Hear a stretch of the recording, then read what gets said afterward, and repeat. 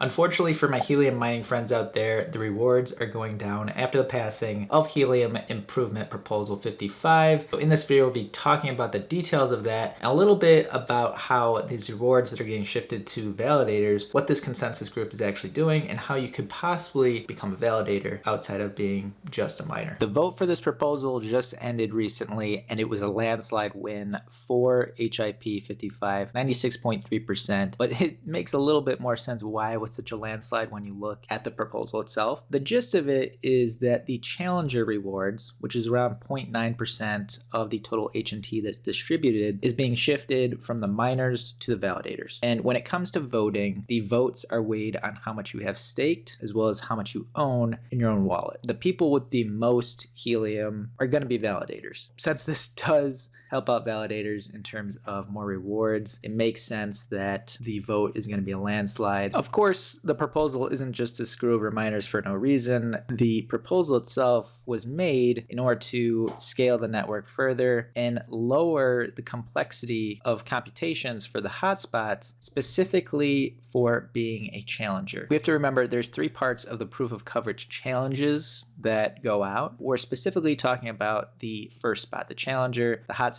that constructs and issues the proof of coverage challenge, and then you have the transmitter and witness. Step 2 and 3 aren't really changing. It's just taking the challenger aspect of these challenges and moving it from the miners to the validators. The first piece is as the network has grown, the computational overhead and complexity that's being put on the hotspots has increased. So originally the miners did block production and eventually they came out with validators. So the network continues to change as the network has gotten bigger. This is one of those things where the amount of data that's being used by hotspots is getting bigger. I know for me personally, my monthly data usage has gone up ever since I started using the Helium miner. And I wasn't really paying attention to it until December when there was a pretty decent spike in data usage. Now I do have a pretty high cap and it seems like it's gone down. Unfortunately with Xfinity, I don't have an exact breakout of the device uses. They got rid of that because Xfinity and Comcast are evil. That's one concern. As the network gets bigger and bigger, the amount of data that's being used also increases. And if you haven't personally looked at your data usage, it's probably something you should do to make sure that you're not getting overage charges, because if you are, that's obviously eating into your profitability. And there does reach a point where if you're getting charged for so much data, then it may not even be worth it to be a miner. The other issue is if the complexity of computations are higher, then the requirements for the hardware within the miners themselves also increases. So if they move the complexity away from the miners to the validators that are already set up to be able to have more powerful hardware, it takes the stress off the miners themselves. And in the future, hotspots could be created at a cheaper cost, and it'd be easier to implement miners truly across the entire world. This does suck for people that are buying into Helium miners now and getting the ones with better hardware, because that hardware isn't needed, and so therefore the cost of that equipment is higher than what it needs to be in reality. In terms of drawbacks, the first one is that it's a pretty big change, so it may be disruptive. And the second one is probably why you clicked onto the video, that the rewards are being shifted from hotspots to validators, which is going to rub people the wrong way because the miners have continually lost rewards over time. Yeah, it's gonna piss some people off. To give things a little perspective though, the rewards being down 0.9% from 70.1 to 69.2 is around a 1.2% reduction. So is it the end of the world? No.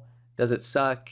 Yeah. I'll put a link in the description below if you want to go through the details of the technical side of things. Eventually, you would see these challenger rewards. You see here, POC challengers, this would go away. Now, some of you may be saying, hey, who are these validators and why are the rewards being shifted to them? How can I be a validator myself, and what are the rewards for becoming one? Validators simply secure the network, which means they verify transactions, add new blocks to the blockchain, and in order to do that, they need to stake HNT. The total number of validators out there right now is around 3,471, and the estimated APR for being a validator is around 5.31%. So if you had 100 HNT staked, you'd be expecting to get 5.31 HNT after a year. In order to run your own validator node, you would need need to deposit 10,000 HNT, a measly $200,000 in USD. So not everyone's able to do that, but there are ways to get involved through a pool. Helium has a frequently asked questions page around validators, but there's a whole list of staking providers and which ones allow pooling. So if you don't have 10,000 HNT just laying around, you would have to look for one of these validators that accept pooling, and then you'd have to look at how much does it cost in order to join. So for instance, this one, Helium Rising, 5% commission. You would basically join this pool, and on their website, they say basically as little as 100 you could join, you would get a payout. What did they get in return? They would get a percentage of the payout for running this service, and that's basically how pools would work. Whether it's this, another one, the structures are slightly different. If you can't tell by now, most proposals are about the scalability, reliability, and sustainability of the project for the long term. It doesn't necessarily care about who it impacts on the short term. And Helium Network is in a funny situation because there is a lot of miners. You're talking about close to 600,000 versus probably a smaller group of validators or people on the team. So anytime there's a change to miners, they are going to get the most backlash. If you guys did like this video, make sure to hit that like button and consider subscribing to True Wolf, where we talk cryptocurrency, anything to do with money. Thanks guys for watching, and have a great day.